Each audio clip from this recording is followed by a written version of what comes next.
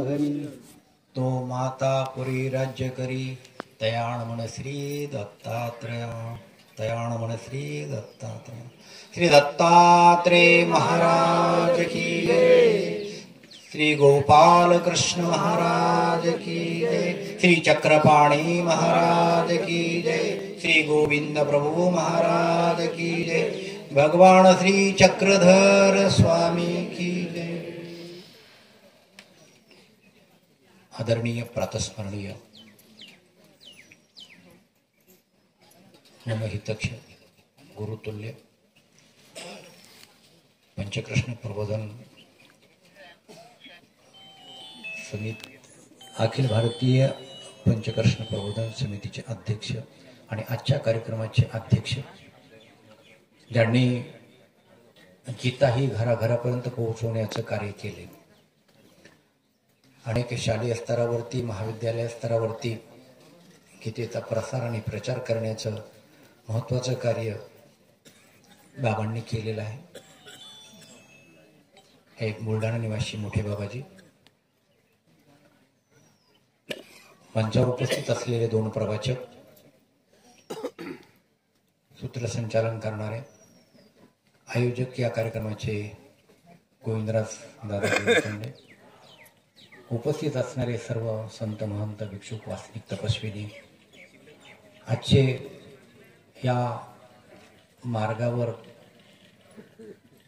आमच्या देवांनी दाखवलेल्या मार्गावर जे आज पदार्पण करणारे ते दोन दीक्षार्थी, उपस्थित असलेले सर्व पंचक्रोशीतले नवे महाराष्ट्रातून आलेली ही सर्व भक्त मंडळी, महिला पुरुष, सर्व अच्युतोत्रीय बालमित्र, मी आजच्या कार्यक्रमाचा म्हणजे काही प्रवाचक नाही आहे, पण इथं बाबांचा आदेश मोडता येत नाही आहे. तुम्ही ऐकता आहात, गेल्या 5-7 दिवसापासून हा कार्यक्रम चालू आहे. गोविंद बाबाची भेट झाली जाळच्या देवाला आणि त्यांनी सांगितलं, बाबा 15 तारखेला तुम्हाला यायचे दंडोत. ठीक आहे, आलो. बाबांचं दर्शन, त्याचा लाभ मला मिळणार होता, तो मिळाला. दत्तात्रेय महाराजांच्या स्थानाजवळच बाबांचं दर्शन झालं. अत्यंतिक प्रेम आहे त्यांचं, त्यांचं आशीर्वादमय प्रेम आहे. आणि माझ्या बऱ्याचशा अडचणीच्या वेळी मी त्यांना विनंती करतो, त्यातून ते मार्गदर्शनही करतात. आपण इथं आज आलात, 7 दिवसापासून इथं काही जण आहात, काही नवीन आले असतील. मी काय सांगू, एवढ्या मोठ्या ज्ञानपात्राच्या समोर आपण काजव्यानं चमकावं हे काही उचित वाटत नाहीये. अधिक वृत्ती केल्यासारखं वाटतं. मी ऐकायला आलो, तुम्ही काही बोलायला आलो नाही आणि आदेश मोडता येत नाही. आत्ताच सूत्रसंचालकांना सांगितलं की बाबा देव कुठे आहे, देव कुठे आहे हा प्रश्न फार मोठा आहे आणि त्याला शोधणं त्याच्यापेक्षा मोठं आहे, गहन काम आहे. आपण इतके अभागी आहोत की 850 वर्षापूर्वी स्वामींनी जवळपास आपल्याला हे अष्टशताब्दी महोत्सव आपण साजरा केला. 800 वर्ष होऊन गेले, स्वामींनी आपल्याला इथं सोडले, आपण तसं जोडलं नाही. स्वामीचं सहवास आपल्याला मिळावा, स्वामीचं दर्शन आपल्याला मिळावं, त्यांच्या पदचरणाचा स्पर्श आपल्याला व्हावा किंवा हस्ताचा स्पर्श व्हावा, असं आपण काही जोडलेलं नाही. आपण अभागी आहोत. पण आजही उत्तराबंदी स्वामी वाट पाहतात की कोण या मार्गावर येत आहे. तुम्हाला माहिती आहे की आपण सर्वजण आज अशा परिस्थितीत आहोत की बाहेर बघितलं की अस्वस्थ व्हायला लागतं, घरात बघितलं तरी अस्वस्थ व्हायला लागतं. सर्व युद्धभूमी झालेली आहे, सर्व रणसंग्राम चालू आहे. मग तिकडे युक्रेनचा असो का तिकडे इस्रायलचा असो, याचे चटके आपल्याला आजही बसतायत. भाववाढ होतच आहे. आजच्या परिस्थितीमध्ये माणूस जो विचारी आहे त्याला हे सर्व चित्र पुढचं भयानक दिसतं. इकडून पाकिस्तान डिस्टर्ब करतो, तिकडून बांगलादेश डिस्टर्ब करतो, तिकडून म्यानमार विश्वास दाखवतो. हे भारतासाठी काही फारसं चांगलं नाहीये. तुम्ही म्हणाल बाबा काय करायचं, आपलं घर चांगलं आहे, तिथं जाऊ द्या ना, जळू द्या ना. पण आज ती जी विकसित राष्ट्र आहेत तीही सुरक्षित नाही आहेत. तुम्ही आता परवा वाचलं असेल पेपरमध्ये, आनंद इदा फार मोठा विकसित राष्ट्र ज्याचा आपण उल्लेख करतो त्या अमेरिकेमध्ये आग लागलेली आहे.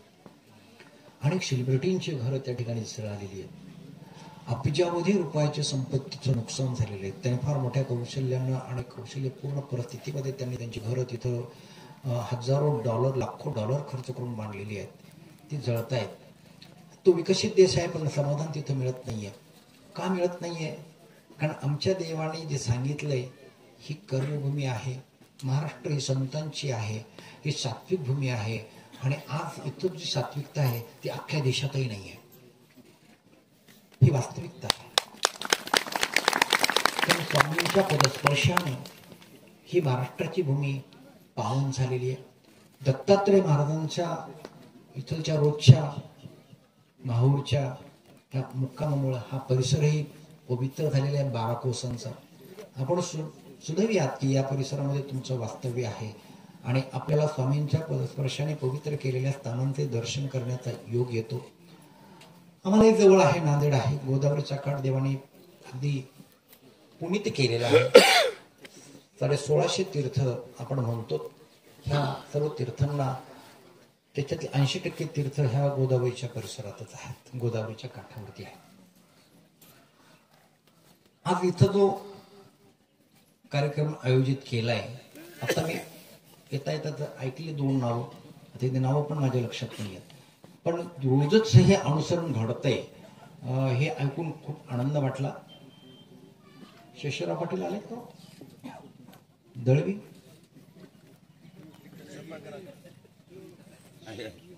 मान खाली घालायलेत का बाबा? हे 10 वर्षापासून या रांगेत आहेत.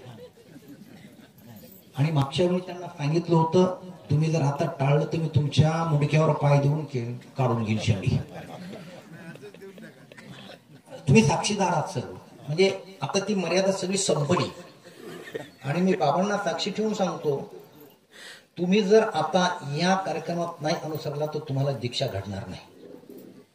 देवाच्या समोर सांगतो, तुम्हाला अनुसरण घडणार नाही. कारण सर्वांना फसवता येतं पण परमेश्वराला फसवू नये, त्याच्याशी चिटिंग करू नये.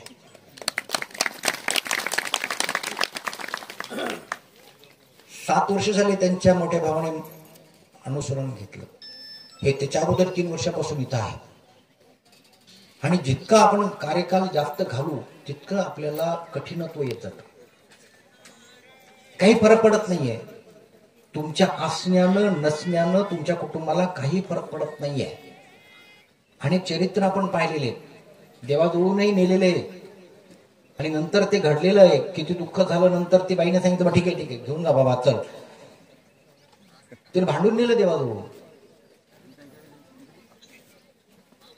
पोराला. आणि नंतर आता तो पडला बेशुद्ध. काही फरक पडत नाही. शेषराव पाटील, तुम्ही खरंच माझी मनोमन इच्छा आहे, नाही सर्वांची साक्षीने तुम्हाला सांगतो, हा दिवस तुम्ही गमवू नका. कपडे नसतील तर आम्ही चंदा गोळा करून कपडे देऊ तुम्हाला. पैशाचा प्रश्न नाहीये, कपड्याचा प्रश्न आहे. कारण आता आपण काही घेऊन कपडे आलेले नसतो नाही. पण मी माझा उपकरण देतो तुम्हाला. टोपी आहे गाडीमध्ये, टोपी देतो. कोणाकडे पदर असेल तर एक्स्ट्रा पदर द्या. आणि आज करायचंच आहे. करायचं म्हणजे करायचंच आहे. मी आज ठरवूनच आलो म्हणून की शेषराव पाटलाला आज दीक्षा द्यायची. तिकडे पलीकडच्या बाजूने एक टाका, थोडीशी जागा, नाही तर तुम्ही अलीकडे सरकून त्यांना तिकडे बसवा. बसत नसते तर उचलून बसवा. माझा नाईलाज आहे. कारण मला रात्री होतं की बा नाही आज तुला एक वेगळं काम करायचंय, असं काम करायचंय की त्याला इलाज नाहीये.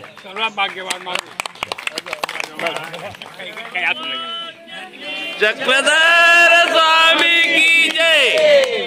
बाबा मला एक 12 मिनिट चान्स द्या. दंडवत 12 तासाचा अवधी. दंडवत घाला, दंडवत घाला.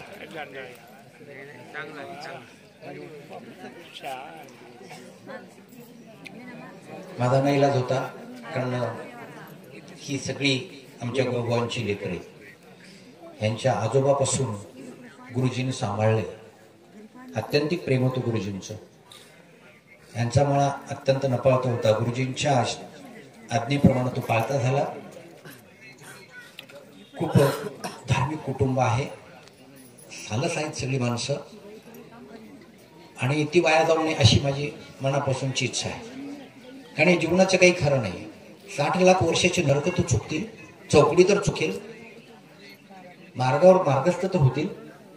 आता तुम्ही सर्व साक्षीदारात, मी उद्या नसेल कार्यक्रमाला, पण तुमच्याकडे ही जबाबदारी, तुम्ही ह्या माणसाला उचलून उद्या दीक्षा द्यायची.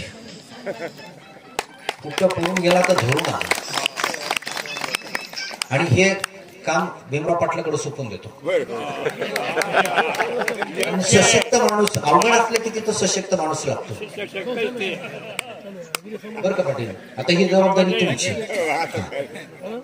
4 माणसं त्यांच्या मागे पुढे ठेवा आणि त्यांना कुठं हालू देऊ नका. तुम्ही नाद नाही लावला, ते तुम्हाला नादी लावतील. ते म्हणतील आपण दोघंही घेऊ. आता तुम्हाला माहिती आहे तुमच्याकडच्या काही जबाबदाऱ्या तुम्हाला आणखी पार पडायच्या, त्यांच्या तशा काही जबाबदाऱ्या राहिल्या नाही. सगळ्या जबाबदाऱ्या संपल्या, पण ते मनाला जबाबदाऱ्या निर्माण करायला लागले, त्याला इलाज नाही. चला, मला काही फारसं बोलायचं नाहीये, मी बाबांचा ऐकायला आलो. फक्त एवढी जबाबदारी होती, मी ही तुमच्या साक्षीने ही सर्वांना सोपवली. ते भीमराव पाटलाकडे जबाबदारी दिलेली आहे आणि ती त्यांनी पार पाडावी. सांगितले की मंदिरामध्ये मधून कडी नव्हती, फक्त दरवाजाच होता. मोठा दगड उचलून आणायचा आणि दरवाजाला आतून लावायचा, इतकी परिस्थिती होती. त्या परिस्थितीमध्ये गुरुजी इथे येत होते. त्यानंतर इथलचं सर्व पुढचा जो कार्यक्रम आहे ते बाबांचा हातला वाद होता. सर्व गोष्टी झाल्या. त्यांनी अभिमान घेतलाय दत्तात्रय महाराजांनी. पुन्हा सर्व आपण इथं आहोत, दिवसा रात्री आपण निर्धास्तपणे इथं बसू शकतो, फिरू शकतो, देवाचं नाम शकतो. तर ते घ्यावं, तसंच पुढे घेत राहावं आणि आपल्या आत्म्याची उन्नती करून घ्यावी. आणि परमेश्वराकडे जाण्यासाठी आपण सर्वांनी ज्याला ज्याला जसं जसं घडेल तसं तसं त्यांनी प्रयत्न करत राहावा, एवढी सदिच्छा व्यक्त करतो आणि माझ्या शब्दाला विराम देतो. पुढे ह्या दोघांना आपल्याला बाबांच्या हस्ते